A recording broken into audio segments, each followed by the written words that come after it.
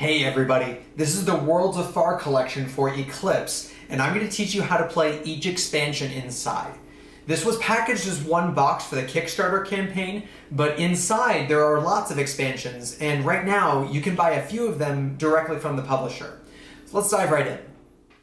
This is everything in the Kickstarter box that has additional rules that you need to learn.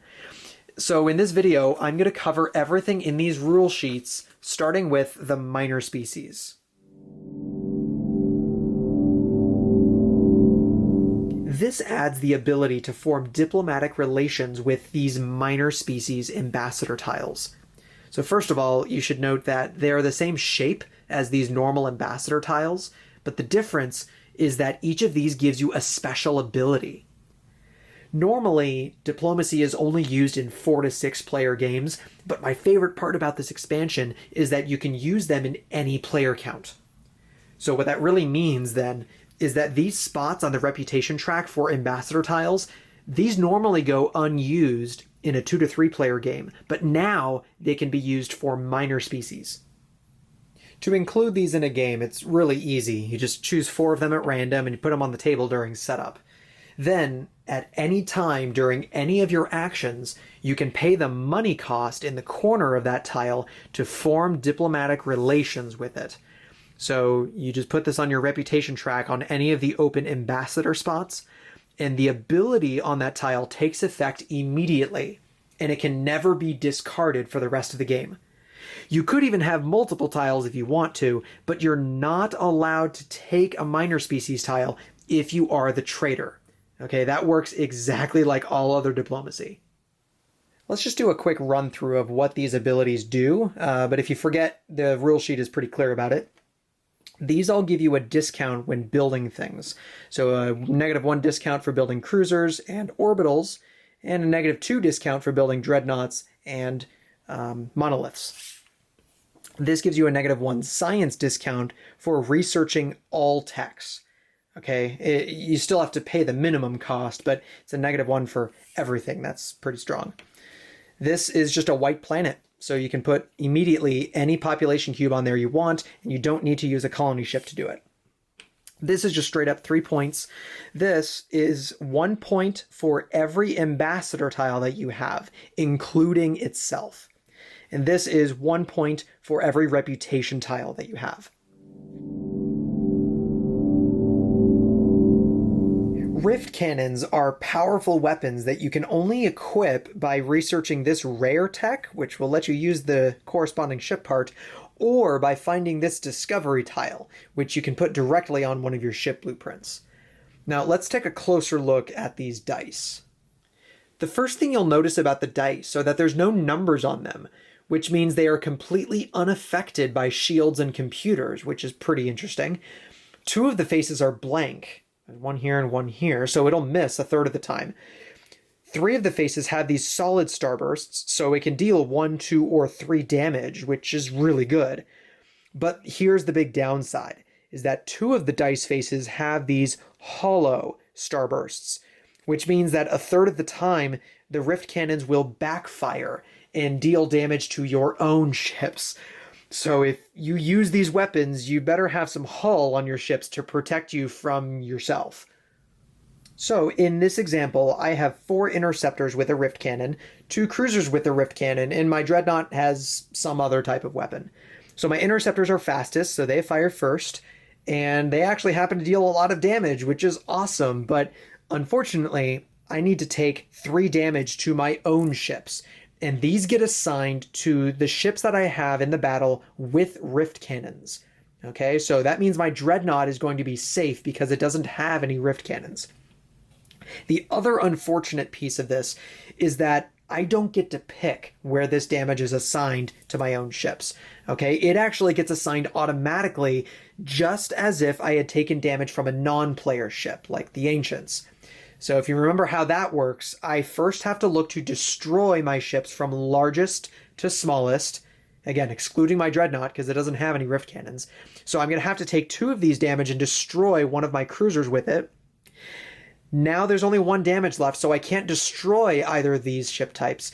So next, I need to put as much damage as possible from largest to smallest. So this last damage cube is going to be put on my cruiser. The other sad thing is that my opponent is going to get to collect the reputation tiles from my destroyed cruiser. Even though this self-destructed, it counts as if my opponent had destroyed it. One last thing you should know is that it's possible to have mutual destruction, where the same shot that kills the last opposing ship also destroys your ship. Now, if that happens in a sector where there was an ancient ship and a discovery tile, then that discovery tile stays there because there's no one else left to claim it. It can be claimed later if someone has a ship in that sector at the end of a future combat phase, or it can be picked up immediately if someone were to take an influence action to control that sector. This pack adds 8 new optional sectors to the game, and you can use as many of these as you want in any combination except for the black hole. You only ever pick one of the black holes, not both. So to use these, you just pick any of these you want, and then you add them to the appropriate ring stack shown on the back. Almost all of these are the ring 3 stack. The only exception is this guy, which is the ring 2. So then I'm going to add these and shuffle these into the main stack that I'm going to use, and then you look on the back page of the rulebook to see how many of these outer sectors you use in a game, and then you draw that many from the stack. So what this means is that these Galactic Events sectors don't add to the number that you use in a game, and it's possible that even after adding them in to set up that you're not going to see them because they're shuffled randomly. So now let's take a look at these in more detail. Nebulas are clouds of gas and dust, and it's tricky to navigate through a cloud. So to represent that here, they split this up into 3 separate sectors on one single tile. So that's kind of neat. There are no planets in the nebula, and there are no influence spots, so there's no way to control it. But there are lots of discoveries and an ancient ship if you want to fight it. So here's what it looks like when you explore the tile. You set it up like this. Now the discovery tiles, though, those work a little different. So rather than being able to take them as soon as you explore the tile, you have to move a ship onto that part of the nebula. And not only that, your ship has to survive until the end of the combat phase in order to take that discovery. So there might be some scuffling while players race in and try to grab these discoveries, but only the player with a ship left standing after combat will claim these discoveries. If you happen to find an ancient orbital or ancient monolith discovery, you can't place these in the nebula because nobody can control them. There's no influence spots in the nebula. So instead, you should just replace these with another random discovery from the supply. A pulsar is a neutron star that emits beams of high energy radiation. And honestly, I have no idea what that has to do with what this tile does in the game. If you can think of a thematic connection, post in the comments. I'd be interested to read it. But essentially what this tile does is it lets you take 1 extra action on this tile once per round. Here's how this works. When you gain control of the pulsar sector, you put your influence disc on the move spot, and you can tell because this actually has orange markings on the top and bottom, so it's easy to remember. And this sector can never have more than 1 influence disc at a time. Then, once per round, instead of taking a regular action, you can activate your pulsar sector by moving this influence disc to one of the 2 empty spots and doing that action that's shown. So in this case, I could choose to upgrade or build, and if I choose upgrade, I do that 1 upgrade activation. Then on the next round, I can choose to take one of these 2 actions and moving my disc there. A couple of last notes. You cannot activate a pulsar sector after you have passed. Okay, these actions have to replace a regular action that you take, and these actions cannot be boosted by these tech. Okay, these tech only work on regular actions. Supernovas are extremely resource rich, but they're unstable and at constant risk of exploding. So it's sort of a high risk, high reward sector. At the end of each round, you're going to roll dice to see if it explodes. And with each passing round, it gets more and more unstable. But by advancing on your technology tracks, you can keep the supernova stable. So here's how it actually works. At the beginning of the cleanup phase, for each explored supernova sector, you have to roll 2 yellow dice. And you actually get to ignore the hit and miss results. This little symbol on the tile reminds you of that. All you care about are the numbered results, 2 through 5. And you want higher numbers. Okay, so let's say, for example, I roll a 5 and a 2. Okay, so I add these numbers up to that equals 7, and then I compare that number to the current round marker. So in round 5, if I roll a 5 or higher on the dice, then the supernova is safe. It does not explode. But if the sum on the dice is less than the current round number, the supernova explodes. Okay, so what that means effectively is that the higher the round is, the harder it is to roll that number on the dice. So it gets more and more unstable and more likely to explode later on. So to help out with this, though, I mentioned there's a technology bonus. So the way this works is you look at the track that you are the most advanced on. So in this case, I'm most advanced on the yellow track. So I count how many techs I have in this track, which is 1, 2, 3, 4, 5. So I get to add a technology bonus of 5 to the dice roll.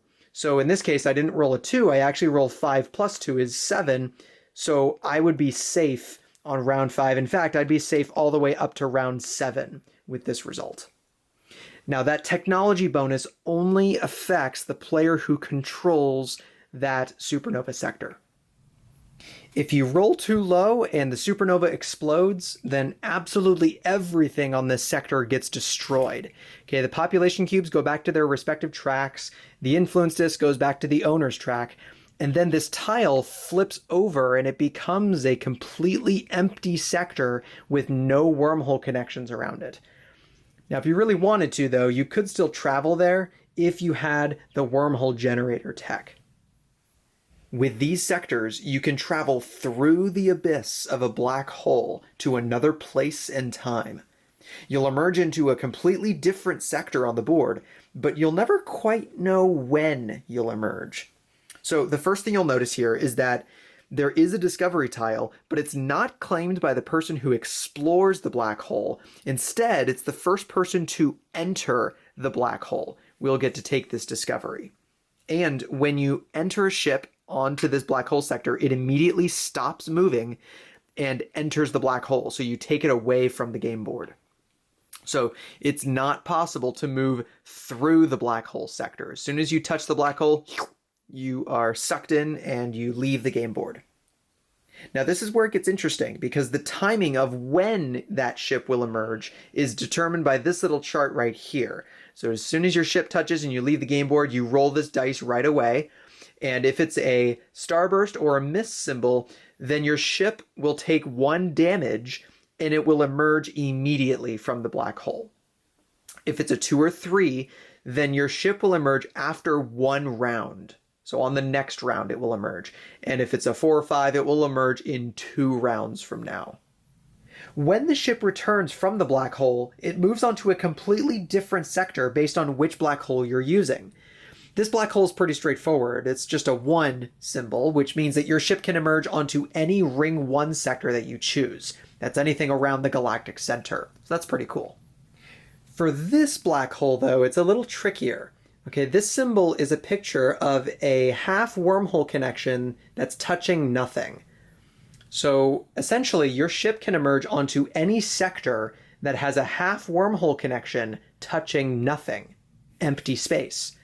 So any sector that's touching empty space and has a wormhole connection is accessible by this black hole. So this can be pretty powerful, but once the game board starts filling up, let's say I fill up this hole here with another sector, then this one is no longer touching empty space. So I would not be able to reach this sector with this black hole. Now let's do an example. Let's say that I explore here and I find this black hole. This is the one where you can emerge onto any sector that's touching empty space. So I choose to keep this black hole. I put the discovery down, but I can't take this discovery right away because it's only the player who enters the black hole first is going to take that discovery. Now it's Red's turn, and Red sees an opportunity, so he actually takes a move action and moves his dreadnought in there before I can make it. So his ship leaves the game board, and he gets to immediately claim this discovery tile. And then he also rolls a die to see when his dreadnought will emerge. And if he rolls this 4, then the tile will tell us that his dreadnought is going to emerge 2 rounds from now. So he just places his red dreadnought 2 round spaces above where we currently are. You can just put it right on top of the round track. Now let's fast forward to the end of the round right before his ship comes back. Okay, as soon as this round marker advances, then he gets to take his ship back, but he puts it in front of him, and at any time during this round, before any action that he takes, he can choose to return the ship to the board, again, on any sector that is touching empty space. That's what this black hole does. So he could return his ship. In fact, in this scenario, he can return it to any sector he wants. So he chooses to emerge it right here. Now, if for some reason that Red chooses not to return his ship this round, or let's say that his ship would have to be returned after the final round of the game, then this ship is considered lost in space and time, and it gets returned to the red player's supply.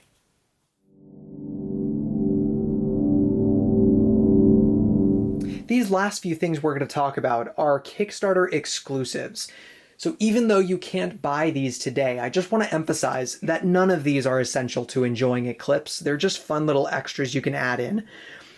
These are 6 new discovery tiles, and this is a turn order variant that was originally published in the Ship Pack 1 expansion to the first edition of Eclipse. You could even recreate this turn order variant on your own. You don't need these components to do it. But let me show you how that works first. Normally, turn order follows a clockwise order around the table from the start player. But what this does is if you're sitting to the right of the player who passes first in a round, then you're going to be stuck as the last player in the next round. And there's nothing you can do about that. So some players think of this as a little bit unfair. So what this turn order variant seeks to do is determine turn order by the order in which players passed in the previous round. Let's say we're playing a 4-player game and the Planta player is the youngest player at the table, so they're going to put their token on this white space to show they're the first player. For the first round of the game, everything is set up normally where the player sitting to the left of the Planta is going to put their token here, and so on and so forth. It's just normal clockwise order on the first round. But at that first round, whoever passes first is going to have this little 1 token assigned to them. So let's say the Hydran player passes first because they want the technologies next round. Then let's say the Orion Hegemony passes second, Planta third, and then the Eridani. So then you use these tokens at the end of the round to rearrange the turn order. So Hydran is going to be first, and then the Orion Hegemony is actually going to stay there. The Eridani is going to move to 4th. Planta is 3rd. Hydran is 1st. So after you've shifted around the turn order, then you take away these numbers, and those are assigned again on round 2 based on whoever passes 1st, 2nd, 3rd, and 4th. So with this, the game can bog down a little bit because now the turn order can jump around the table. So everyone has to be paying attention for this really to work well. But it is a more fair way to play the game. So if you like this variant, you can use this in any game you like. If you find this discovery tile, you take 3 money and then 3 of one other type of resource. So with this, I would not be able to take 2 science and 1 material. I would have to take 3 science or 3 material or 3 money. This discovery tile will give you 1 victory point for every artifact that you control at the end of the game. If you remember, artifacts are these symbols right here. This discovery tile will give you 1 bonus victory point for every 3 victory points worth of reputation tiles that you have at the end of the game. So if this is all you have at the end of the game, 5, you'll only get 1 bonus victory point, which is less than what you would get just for taking the reverse side. So if you think you can get at least 6 victory points for reputation tiles, then you should take this side. This is a really interesting discovery with a symbol that we haven't seen yet. This symbol here means that you will get to heal a damage cube at the end of every engagement round. So let's take this as an example. Say my Dreadnought has the Morph Shield, and this poor little red ship is toast here, but let's say after I finish this engagement round, if there's a damage cube on the Dreadnought, then I would get to remove it from my Dreadnought. And that happens every single round. So as long as you have some good hull, that Morph Shield is really, really valuable. But here's one other really important clarification, something I didn't realize before. As soon as the opponent ship is destroyed, the combat phase does not end there, because you always finish the engagement round completely. So after this ship is destroyed, I would still get an opportunity to remove a damage cube before the combat ends. This jump drive is a very weird drive that breaks all the normal rules for movement. It essentially lets you ignore wormhole connections and jump to any adjacent sector, even if there's no wormhole connections there. Now, the other cool thing is you can combine this with other drives. Let's say I have a fusion drive like this. Now, I don't have to have another drive. This jump drive could be my only drive. But if I combine it, then I can mix and match these movements in any combination I want. So I could move twice, move, and then jump. Or I could jump first and then move twice. Or I can do it in between. I can move one space normally, then jump, then move my second normal space. So it's all very flexible. But one last note you should have here in mind is that this jump drive only affects movement. Okay, this doesn't allow me to influence or explore from spots that don't have any wormhole connections. And that's all the rules for the Worlds of Afar collection. Be sure to check out my other Eclipse tutorials. I've got links right here on the screen and in the description below. Thanks so much for watching.